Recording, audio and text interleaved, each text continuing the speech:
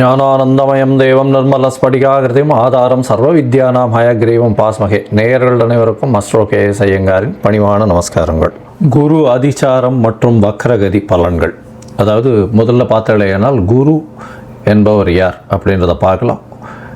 இருக்கக்கூடிய கிரகங்களிலேயே அதிசுபர்னு சொல்லக்கூடியவர் குரு. குரு மட்டுமே 100% சுபர் இருக்கக்கூடிய கோள்களிலேயே. அவர் எந்த இடத்தில் இருந்தாலும் சரி, அவர் பார்க்கும் இடமாக இருந்தாலும் சரி, அது மிகைப்படுத்தப்படும். அதிகமாக நல்ல ஒரு சுபத்தை கொடுக்கக்கூடிய காலமாக இருக்கக்கூடும்.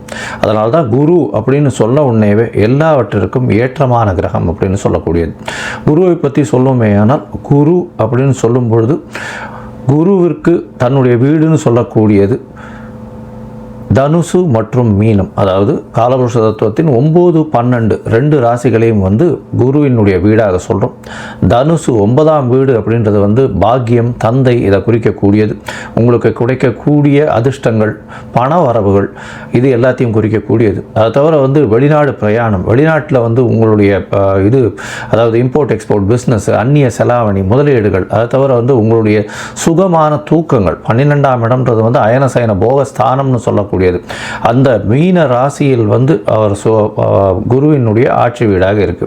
அதனால சுபர் இருக்கக்கூடிய காலகட்டத்தில், அதாவது மீன ராசியில் சுபர் இருந்தால் உங்களுக்கு நல்ல ஒரு 12ஆம் வீடாகவும் இருந்தால் லக்னத்திற்கு நல்ல ஒரு சுபங்கள் நடக்கக்கூடிய நல்ல ஒரு, அதாவது உங்களுடைய சயனஸ்தானம், உங்களுடைய அயனஸ்தானம், சுப செலவுகள், இது எல்லாமே உங்களுக்கு நல்லபடியாக நடக்கும். அதை விட வெளிநாடு வாசங்கள் இருக்கக்கூடிய வாய்ப்புகள் உண்டு. வெளிநாடு போயிட்டு வரக்கூடிய பாக்கியங்கள் நிச்சயமாக கிடைக்கும். சரி, குருவை பற்றி வேறு என்ன சொல்லலாம் அப்படின்னு பார்த்தோம்னா, குரு பற்றி பார்த்தீங்கன்னா குரு தான் இருக்கும் இடத்தை விட பார்க்கும் இடம் மிகவும் அதிகமான சுபத்துவம் நடக்கும் அப்படின்னு சொல்கிறது ஜோதிட சாஸ்திரம். எந்த இடத்தை பார்க்கிறாரோ அந்த இடத்திற்கு உண்டான, அதாவது பாவகத்துக்கு உண்டானதையும் காரகத்துக்கு உண்டானதையும் அதிபடுத்தி செய்வார் அப்படின்னு சொல்லக்கூடியது. அதிபடுத்தி செய்வார்னா நல்லபடியாக செய்வார். அதாவது மறைந்த இடங்களை அவர் பார்த்தாலும் நல்ல ஒரு ஏற்றத்தை கூட, அதன் மூலியமாக வரக்கூடிய லாபங்களையும் அதன் மூலியமாக வரக்கூடிய நன்மைகளையும் மட்டுமே அவர் செய்வார். குருவை பொறுத்தவரையிலும் நன்மைகளை மட்டுமே செய்வார். சரி, குருவிற்கு பார்த்தீங்கன்னா எல்லா கிரகங்களுக்கும் சமசப்தம பார்வைகள் இருக்கு. ஆனால் குருவுக்கு பார்த்தீங்கன்னா அதை விட அதிகமாக 5ஆம் பார்வையும் 9ஆம் பார்வையும் இருக்கு. அதாவது ஸ்பெஷல்னு சொல்லக்கூடியது, அதிகமாக பார்க்கக்கூடிய குருவினுடைய பார்வை 5, 7, 9 அப்படின்னு 3 இடத்துல உழருது. இதன் மூலியமாக நல்ல ஒரு ஏற்றம் கிடைக்கும். 5ஆம் இடம் அப்படின்னு சொன்னோமே. ஆனால் எந்த ஒரு, அதாவது ராசிக்கோ எந்த ஒரு லக்னத்திற்கும் பார்த்தாலேனால் அந்த 5ஆம் இடம்னு சொல்லக்கூடியது பூர்வ புண்ணிய புத்திர ஸ்தானம் அப்படின்னு சொல்லக்கூடியது. பூர்வ புண்ணிய புத்திர ஸ்தானத்தை குரு பார்த்தால் அந்த குடும்பத்திற்கு மிகப்பெரிய ஏற்றம், குழந்தை பிராப்தி நல்லபடியாக இருக்கும், சந்ததிகள் வளரக்கூடிய வாய்ப்பு உண்டு, புகழ், அந்தஸ்து, கௌரவம் வரும், அதிகமான படிப்புகள் படிக்கக்கூடிய வாய்ப்பு, மேல் படிப்புகள்லாம் படிக்கக்கூடிய வாய்ப்புகள் நிச்சயமாக இருக்கும். சப்தமத்தை குரு பார்க்கிறார் அப்படின்னும் பொழுது 7ஆம் இடத்தை குரு பார்க்கும் பொழுது உங்களுக்கு என்ன வரும் அப்படின்னு பார்த்தாலேனால் திருமணங்கள் நிச்சயிக்கப்படும். நல்ல திருமணங்கள் பெற்றோர்களின் சம்மதத்தின் மூலியமாக நிச்சயிக்கக்கூடிய வாய்ப்புகள் மிகவும் அதிகமாக இருக்கும். அதை தவிர உங்களுடைய பார்ட்னர்ஷிப் கன்சர்ன், அதை தவிர வியாபாரங்கள் நல்லபடியாக பெருகும். ஏன்னா குருவை பொறுத்தவரையிலும் காரகத்துவம்னு சொல்லக்கூடியது, குரு புத்திர காரகன்னு சொல்கிறாங்க. அதை தவிர தன காரகன்னு சொல்கிறாங்க. அதனால் தொழில் முன்னேற்றம் வேணும் அப்படின்னா தொழில் ஸ்தானத்தையும் குரு பார்க்கணும். அதாவது 10ஆம் இடத்துல குரு பார்வை இருந்ததுன்னா பெரிய ஏற்றத்தை கொடுக்கும்.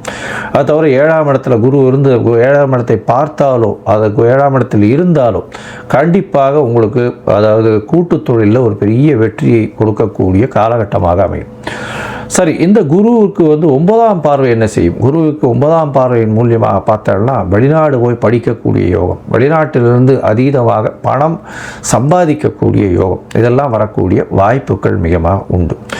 குரு 11ஆம் வீட்டையே பார்க்கக்கூடிய நிலைமை ஆனால், அதாவது அவர் 11ஆம் வீட்டை பார்க்குறார் அப்படின்னா அதீதமான லாபத்தை திடீரென்று கொடுக்கக்கூடிய, ஏன்னா லாபஸ்தானத்தை தன காரகனை பார்க்கறது பெரிய விசேஷத்தை கொடுக்கக்கூடிய காலகட்டமாக அமையும். பொதுவாகவே குரு அப்படின்னு எடுத்தோமே ஆனால் அவர் அதீத சுவர், மிகப்பெரிய ஏற்றத்தை கொடுப்பார்.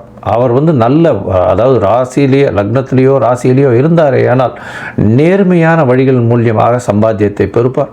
அதை தவிர வந்து அந்த ஜாதகருக்கு பார்த்தாலே ஆனால் உடல் நலத்தில் நல்ல ஏற்றம் இருக்கும், தீர்க்கமான சிந்தனைகள் அமையும், ஏற்றமான விஷயங்களை மட்டும் செய்வார்.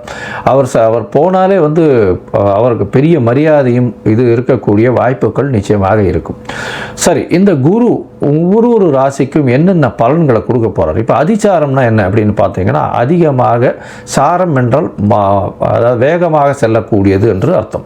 இது வந்து புவியீர்ப்பு விசையை விட்டு சற்று தள்ளி போகக்கூடிய அளவில் இருக்கும் பொழுது அது வந்து வேகமாக செல்லக்கூடிய வாய்ப்புகள் உண்டு. அதாவது சூரிய மண்டலத்தில் சுற்றி கொண்டிருக்கும் எல்லா கிரகங்களும் ஒரு சூரியனுக்கு ஒரு 4வது, அதாவது அந்த எந்த கிரகமோ அந்த கிரகத்துக்கு 4, 5 அந்த மாதிரியான இடத்தில் சூரியன் போகும்பொழுது அது வந்து அதிசாரமாகவும் உடனடியாக வக்கரகதி அடைந்தும் திருப்பியும் வந்து ரெகுலரைஸ் பண்ணி வரக்கூடிய வாய்ப்பு உண்டு. இப்போ பார்த்தோம்னா குருவுக்கு 4ஆம் இடத்துல புரட்டாசி மாதத்தில் இந்த அதிசாரம் ஆரம்பிக்கிறது, அதிவேகமாக செல்லக்கூடிய நேரமாக இருக்கும். அதற்கு பிறகு ஒரே மாதத்தில், அதாவது பார்த்தோம்னா 18/11/2025 அப்போ பார்த்தலையானால் குரு அதிசாரமான குரு புரட்டாசி 4, அதாவது புனர்பூசம் 4ஆம் பாதத்தில் இருந்த குரு வக்கரகதி அடைய ஆரம்பிப்பார். ஏன்னா 5ஆம் இடத்துல சூரியன் வரும்போது குருவுக்கு அந்த மாதிரியான விஷயங்கள் வர ஆரம்பிக்கும். அதற்கு பிறகு பார்த்தாலேயானால் 4ஆம் இடத்துலேருந்து, அதாவது 4ஆம் இடத்துலேருந்து 5ஆம் இடத்துக்கு வந்து சூரியன் ஒன்றுன்னா மூவ் ஆன உடனே வக்கரகதியிலிருந்து கிட்டத்தட்ட 17/3/2026 அன்னைக்கு அவர் வக்கர நிவர்த்தியம் அடைகிறார். அதற்கு அப்புறம் வந்து ரெகுலராக போகிற மாதிரி அவர் வந்து தன்னுடைய சாரத்தை மாற்றிக்கொண்டு அதற்கு பிறகு அவர் வந்து குருவினுடைய அதாவது அடுத்த ராசிக்கு, வருட கிரகமான குரு ஒரு ராசியிலிருந்து அடுத்த ராசிக்கு பெயர்வார். அது வந்து மே மாதத்தில் வருது. இப்போது அதிசாரம் வந்து கிட்டத்தட்ட ஒரு மாதம், அதாவது 8/10/2025 18/11/2025 வரலும் அதிசாரமார். 18/11 பார்த்தேலையானால் புனர்பூசம் 4ஆம் பாதத்தில் வக்கரகதி ஆகி அதற்கப்புறம் மிதுன ராசிக்கு போகிறார். மிதுன ராசிக்கு புனர்பூசம் 3ஆம் பாதத்துக்கு 21/12/2025 போகிறார். அதற்கு பிறகு புனர்பூசம் 2, புனர்பூசம் 1 இது எல்லாமே மிதுன ராசியில் தான் இருக்குது. அதற்கு பிறகு வக்கர நிவர்த்தியாரர் எப்போன்னா 17/3/2026. இந்த காலகட்டத்தில் பார்த்தேன்னா குரு அதிவேகமாக செல்றதுனால நிறைய மாறுதல்களை எல்லா ராசிக்கும் ஏற்படுத்துவார். ஒரு ராசியிலிருந்து அடுத்த ராசிக்கு சென்று வருவதனால் பல மாற்றங்கள் நிகழக்கூடிய வாய்ப்புகள் உண்டு. அதுவும் தொழிலில், பண விருத்தியில், அதை தவிர கர்ப்பஸ்திரிகள், அதாவது குழந்தை பிராப்தியில், தந்தையின் வருமானத்தில், தந்தையினுடைய உடல் நலத்தில், வெளிநாடு போய் படிக்கக்கூடிய, வெளிநாடு போய் சம்பாதிக்கக்கூடிய பாக்கியங்களில் இது எல்லாத்திலையுமே மாறுதல்களை ஏற்படுத்துவார். சரி, இந்த குருவினுடைய மாற்றங்கள் ஒரு ராசிக்கும் மேஷம் முதல் மீனம் வரை எப்படி இருக்கும்னு பார்க்கலாம். அதற்கு முன்னாடி பார்த்தாலேயானால் இந்த குருவுக்கு என்ன எளிய பரிகாரம் செய்யலாம் அப்படின்னு பார்க்கும்பொழுது, குருவை பொறுத்தவரையிலும் பார்த்தேன்னா தட்சிணாமூர்த்தி அப்படின்னு சிவன் கோவிலில் இருப்பார். தென்முக கடவுளாக இருப்பார். தட்சிணாமூர்த்தியை போய் வேண்டிடுவாங்க. ஆஞ்சநேயரையும் விநாயகரையும் வழிபடுவது ரொம்பவும் நல்லது. அதை தவிர பார்த்தோம்னா தட்சிணாமூர்த்திக்கு வியாழக்கிழமை ஒரு மஞ்சள் துண்டு, எலுமிச்சம்பழம், இல்லைன்னா அவருக்கு வந்து மஞ்சள் வச்சு அர்ச்சனை பண்ணிட்டு வர்றது, மூக்கு கடலை போட்டு அர்ச்சனை பண்ணிட்டு வர்றது, நெய் விட்டு விளக்கு ஏற்றிட்டு வர்றது, இதையெல்லாம் பண்ணிட்டு வரும்போது எளிய பரிகாரமாக இருக்கும். சரி, இந்த குருவிற்கு உண்டான மற்றொரு எளிய முறை அப்படின்னு சொல்ல போனால் குரு காயத்ரி மந்திரம். ஓம் ரிஷபத்வஜாய வித்மஹே கிருணிஹஸ்தாய தீமஹி தன்னோ குரு பிரச்சோதயாத் அப்படின்ற இந்த மந்திரத்தை நீங்கள் வந்து ஒரு நாளைக்கு 3 தடவையாக சொல்கிறதன் மூலியமாக உங்களுக்கு வரக்கூடிய எல்லா பிரச்சனைகளும் நிச்சயமாக தீரும். சரி, இப்போ மேஷம் முதல் மீனம் வரை இந்த குரு அதிசார மற்றும் வக்கர பெயர்ச்சி என்னென்ன மாறுதல்களை தரும்ன்றதை பார்க்கலாம். அதற்கு முன்னாடி என்னுடைய மொபைல் நம்பர் ஸ்க்ராலிங்கில் போயின்னு இருக்கும். உங்களுக்கு அஸ்ட்ராலாஜிக்கல் கன்சல்ட் தேவைப்படுமேயாயின் நீங்கள் எனக்கு ஃபோன் பண்ணுங்க. உங்களுடைய date, time, place of birth, உங்களுடைய பெயர், தாய் தகப்பனார் பெயர் அனுப்புங்க. என்னுடைய கட்டணம் என்னன்னு சொல்கிறேன், அதை அனுப்பிச்சிட்டு அதனுடைய யூடிஆர் நம்பர் ஷேர் பண்ணுங்க. உங்களுடைய பிடிஎஃப் போடுறேன். அதுக்கப்புறம் உங்களுக்கு அப்பாயின்மெண்ட் கொடுத்து உங்களுடன் உரையாடுறேன். சரியா? இப்போது மேஷம் முதல் மீனம் வரை குரு அதிசார வக்கர பயிற்சி பலன்களை பார்க்கலாம். ரிஷபராசி, கிருத்திகை, ரோகிணி, மிருகசீரிஷம் இந்த 3 நட்சத்திரம் 9 பாதங்களை கொண்ட ராசி. ரிஷபராசியை பொறுத்தவரையிலும் பார்த்தோம்னா 2ஆம் இடத்துல இவ்வளவு நாளாக குரு இருக்கார். இப்போ அதிச்சாரமாய் 3ஆம் இடத்துக்கு போகிறார். 3ஆம் இடத்துக்கு போகிறது என்ன அப்படின்னா, புதிய முயற்சிகளில் வெற்றி பெறும். இளைய சகோதர சகோதரிகளோட நல்ல ஒரு ஏற்றம் கிடைக்கக்கூடிய காலமாக அமைய போகிறது. உங்களுக்கு பார்த்தீங்கன்னா எழுத்து பணியில் இருக்கிறவங்களுக்கு எல்லாருக்குமே வெற்றி வாகை சூடக்கூடிய வாய்ப்பு உண்டு. அதுவும் ரிஷபராசிக்காரர்கள் கலைத்துறையில் இருக்கிறவங்களுக்கெல்லாம் பெரிய ஏற்றம். அதுவும் கலைத்துறையில் எழுத்து பணியில் இருக்கிறவங்க, கவிஞர், கட்டுரை எழுதுபவர்கள், இவங்களுக்கெல்லாம் ஒரு நல்ல ஏற்றம். அதுவும் ஃப்ரண்ட் ஸ்க்ரீனில் இருக்கிறவங்க அவங்களுக்கெல்லாம் ஒரு பெரிய மாற்றங்கள் ஏற்படக்கூடிய வாய்ப்புகள் நிச்சயமாக உண்டு. உங்களுடைய ராசிக்கு பார்த்தோம்னா இப்போது 3ஆம் இடத்துல இருக்க குரு பகவான் உங்களுடைய ராசியின் 7, 9, 11 இந்த 3 இடத்தையும் பார்க்கக்கூடிய காலகட்டமாக அமைகிறது. சரி, இப்போ உங்களுடைய ராசிக்கு 7ஆம் இடத்தை பார்க்கறதுனால என்ன வரும் அப்படின்னு பார்த்தோம்னா, திருமண பாக்கியம் ஏற்படக்கூடிய வாய்ப்புகள் நிச்சயமாக உண்டு. அது எப்படின்னா 8/10/2025 21/12/2025 வரலும் உண்டான காலகட்டத்தில் குரு பகவான் உங்களுடைய ராசிக்கு 3ஆம் இடத்துல இருக்கார். அதிச்சாரமாய் வக்கரமானாலும் 3ஆம் இடத்துல தான் இருக்கார். இந்த காலகட்டத்தில் உங்களுடைய ராசிக்கு 7ஆம் இடத்தை பார்க்கறதுனால திருமண பொருத்தங்கள், திருமண பாக்கியங்கள் அமையக்கூடிய காலகட்டமாக அமைய போகிறது. இதை தவிர பார்த்தீங்கன்னா உங்களுடைய ராசிக்கு 9ஆம் இடத்தை பார்க்கறதுனால பாக்கியஸ்தானம்னு சொல்லக்கூடிய இடத்தை குரு பகவானை பார்க்கறதுனால நல்ல ஒரு ஏற்றம் கிடைக்கும். என்ன ஏற்றம் கிடைக்கும்னா, வெளியூர் வெளிமாநிலம் சென்று படிக்கக்கூடிய பாக்கியமும், வெளிநாட்டிலிருந்து புதிய பணம், முதலீடு, அந்த மாதிரியான விஷயங்கள், தொழில்களில் பெரிய ஏற்றம் கிடைக்கக்கூடிய காலகட்டம், தந்தையின் உடல்நிலையில் நல்ல ஒரு ஏற்றம் இருக்கக்கூடிய காலகட்டமாக அமைய போகிறது. உங்களுடைய ராசிக்கு பார்த்தீங்கன்னா 11ஆம் இடத்தையும் குரு பார்க்குறார்.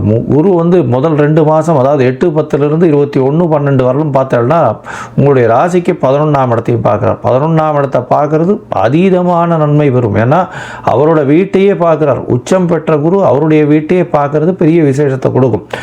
என்ன அப்படின்னா 11ஆம் இடம்னு சொல்லக்கூடியது லாபஸ்தானத்தை சொல்கிறோம். அதனால் குரு என்பவர் தனக்காரகன் லாபத்தையே பார்க்குறார். அதாவது தனக்காரகன் லாபஸ்தானத்தை பார்க்கறதுனால அதீதமான ஏற்றம், தொழிலில் அபரிமிதமான வளர்ச்சி, பணவரவிற்கு பஞ்சம் இருக்காது. எடுத்த காரியங்கள் எல்லாமே நிறைவேறக்கூடிய வாய்ப்புகள் நிச்சயமாக இருக்கும். நீங்கள் எது எடுத்தாலும் அதில் வெற்றி பெறக்கூடிய வாய்ப்புகள் கண்டிப்பாக உண்டு. இந்த ரிஷபராசிக்காரர்களுக்கு பார்த்தீங்கன்னா 3ஆம் இடத்தில் இருக்கக்கூடிய குருவின் மூலியமாக அதீதமான லாபங்கள் வரக்கூடிய வாய்ப்பு உண்டு.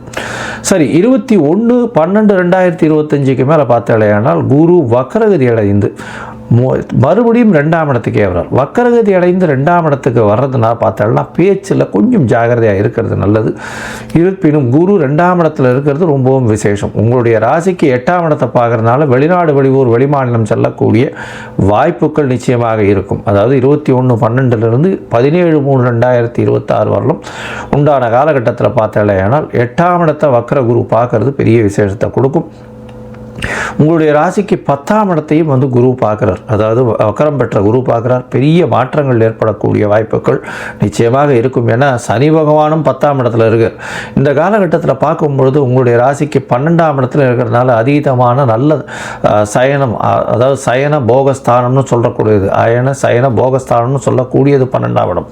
இந்த 12ஆம் இடத்தையும் குரு பார்க்குறார். அதனால் சுப செலவுகள் வரும், நல்ல தூக்கம் இருக்கும், உடல்நிலையில் நல்ல ஒரு ஏற்றம் இருக்கக்கூடிய காலகட்டமாக அமைய போகிறது. பேச்சில் நல்ல நளினம் இருக்கக்கூடிய காலகட்டம், எடுத்த வேலைகள் எல்லாமே முடியக்கூடிய பாக்கியம் நிச்சயமாக அமையும். உங்களுடைய ராசிக்கு பார்க்கும்பொழுது 2ஆம் இடத்தில் இருப்பதும் 3ஆம் இடத்தில் இருப்பதும் நல்ல ஒரு ஏற்றத்தை கொடுக்கக்கூடிய காலகட்டமாக இருக்குது. மொத்தத்தில் பார்த்தா இந்த ரிஷபராசிக்காரர்களுக்கு பெரிய ஏற்றம் கிடைக்கக்கூடிய காலமாக இந்த குரு அதிசார வக்கரம் பயிற்சி நடக்கிறது. அதாவது குரு உங்களுடைய ராசிக்கு 3ஆம் இடத்தில் இருக்கும் பொழுது திருமண பாக்கியம் ஏற்படக்கூடிய வாய்ப்பு உண்டு. எதிர்பாலினத்தவர் மூலியமாக நல்ல ஒரு ஏற்றம், வியாபாரத்தில் கூட்டுத் தொழிலில் பெரிய ஒரு மாற்றங்கள் அமையக்கூடிய வாய்ப்பு, வெளிநாடு, வெளியூர், வெளிமாநிலம் சென்று வரக்கூடிய வாய்ப்புகள் நிச்சயமாக உண்டு. தொழிலில் அபரிமிதமான ஏற்றமும் தொழில் லாபமும் அதிகமாக இருக்கக்கூடிய காலகட்டமாக இருக்கும். வெளிநாடு சென்று வரக்கூடிய பாக்கியத்தை கொடுக்கக்கூடிய காலகட்டமாக இருக்கும். உங்களுடைய ராசிக்கு பார்த்தோம்னா வக்கரமாய் 2ஆம் இடத்தில் இடத்துல வரும்பொழுது 8ஆம் இடத்தை பார்க்கறதுனால வெளிநாட்டு போகக்கூடிய யோகங்களும், மறைந்த இடத்திலிருந்து திடீர் பண வரவுகளும் வரக்கூடிய வாய்ப்புகளும், அது தவிர தொழிலில் மாற்றங்கள் ஏற்படக்கூடிய காலகட்டமாகவும் அமைய போகிறது. அது தவிர உங்களுடைய ராசிக்கு 12ஆம் இடத்தையும் வந்து உங்களுடைய உங்களுடைய ராசிக்கு பார்த்தலையானால் 10ஆம் இடத்தையும் குரு பார்க்கறதுனால தொழிலில் பெரிய அபரிமிதமான மாற்றங்கள் கிடைக்கக்கூடிய காலகட்டமாக அமைய போகிறது. இந்த காலகட்டத்தில் பார்த்தலையானால் நீங்கள் அருகில் இருக்கக்கூடிய ஸ்ரீபெரும்புதூர் ராமானுஜர் கோவிலுக்கு போயிட்டு வாங்க. ஏன்னா குரு பகவான்னு சொன்னோம்னாலே குரு என்பவர் உங்களுடைய குல குருவாகவும் இருக்கலாம். ராமானுஜர் என்பவர் பெரிய நிறைய மக்களுக்கு பெரிய வாழ்க்கையை காட்டிய மகான். அதனால் வாழ்வில் மிகப்பெரிய மாறுதல்களை காட்டியவர் அவர். அதனால் அவர் ராமானுஜரை போய் சேவிச்சுட்டு வாங்க. மிகப்பெரிய ஏற்றத்தையும் மாற்றத்தையும் உங்கள் வாழ்வில் கொடுப்பார். நெய் விளக்கு போடுங்க, அர்ச்சனை பண்ணிட்டு வாங்க. அதை தவிர துளசி மாலை போட்டு வாங்க ராமானுஜருக்கு. இதை தவிர பார்த்தீங்கன்னா அருகில் இருக்கக்கூடிய தட்சிணாமூர்த்தி சன்னதிக்கு உங்களால் முடிஞ்ச அளவுக்கு இந்த சுண்டல் பலகாரம், அதாவது சுண்டல் பண்ணி கொடுக்கறது ஒரு பெரிய ஏற்றத்தை கொடுக்கக்கூடிய காலம். அது தவிர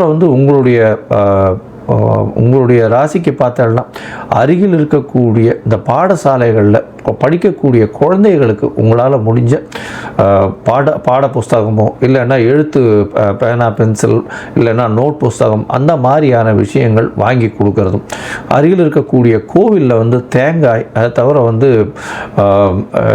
நெய், இந்த மாதிரியான அபிஷேகத்துக்கு நெய், இந்த மாதிரியான விஷயங்கள் வாங்கி கொடுக்கறதன் மூலியமாக உங்களுக்கு வந்த பிரச்சனைகளும் வரக்கூடிய பிரச்சனைகளும் எல்லா விதமான பிரச்சனைகளும் சூரியனை கண்ட பனி போல நிச்சயமாக செல்லக்கூடும்.